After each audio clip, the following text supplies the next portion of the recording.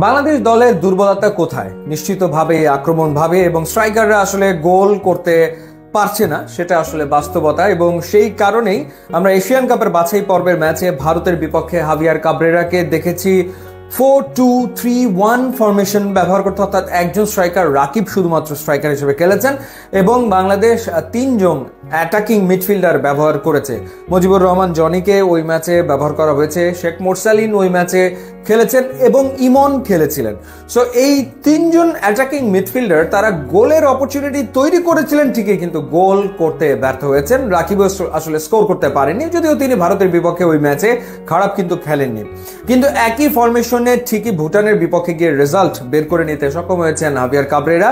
সেই জায়গাটাতে 4-2-3-1 ফরমেশনের যে 3 সেই 3 তিনি পুরোটা চেঞ্জ করে ফেলেছিলেন। সেখানে তিনি ব্যবহার করেছেন জামাল ভুঁইয়াকে। সাধারণত তাকে আমরা ডিফেন্সিভ মিডফিল্ডার হিসেবে খেলতে দেখি, কিন্তু এই ম্যাচে আমরা দেখলাম তাকে অ্যাটাকিং মিডফিল্ডার হিসেবে খেলতে এবং তার সাথে আমরা দেখলাম এক সাইডে ফাহমিদুলকে খেলতে এবং আর এক সাইডে খেললো কাজেম এবং যথারীতি লোন স্ট্রাইকার, সিঙ্গেল স্ট্রাইকার হিসেবে খেলেছেন রাকিব গোল করতে পারেননি, কিন্তু এই ম্যাচে বাংলাদেশ দুটো গোল করেছে এবং দুটো গোলই এসে দুজন ডিফেন্সিভ মিডফিল্ডারের কাছ থেকে। হামজা চৌধুরী হেডার একটা গোল করলেন এবং সোহেল রানা তিনি আর একটা গোল করলেন। তো যেহেতু দুর্বলতা রয়েছে বাংলাদেশের অ্যাটাকিং থার্ডে, স্ট্রাইকারের অভাব ডেফিনেটলি রয়েছে, সেটা আসলে ফুলফিল করার চেষ্টা হাভিয়ার কাবরেরা করছেন অ্যাটাকিং মিডফিল্ডার ইউজ করার মাধ্যমে।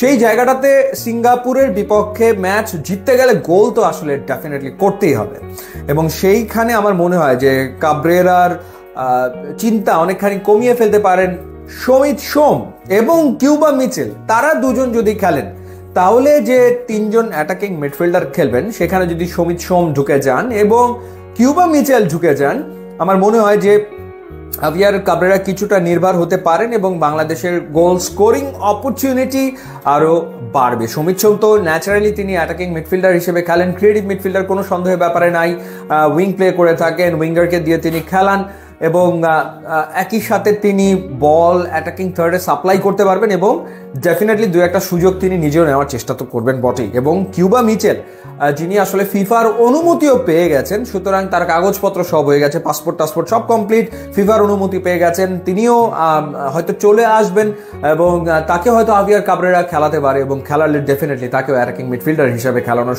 সম্ভাবনা রয়েছে।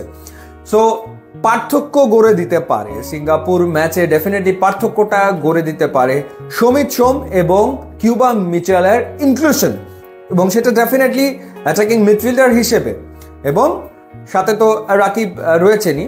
তো সেই ক্ষেত্রে রাকিবের পাশাপাশি যদি কিউবা মিচেল, ফাহমিদুল এবং সমিত সোম তারা অ্যাটাকে যান তাহলে হয়তো গোল করার অপরচুনিটি এবং গোল করার সম্ভাবনা বা স্কোর করা সেগুলো আসলে বাংলাদেশ নিশ্চিত করতে পারবে বলে আমার কাছে মনে হয়। তো দেখা যাক হাভিয়ার কাবরেরা আসলে ঠিক কিভাবে করে সমিত সোমকে ব্যবহার করেন কিংবা কিউবা মিচেলকে ব্যবহার করেন।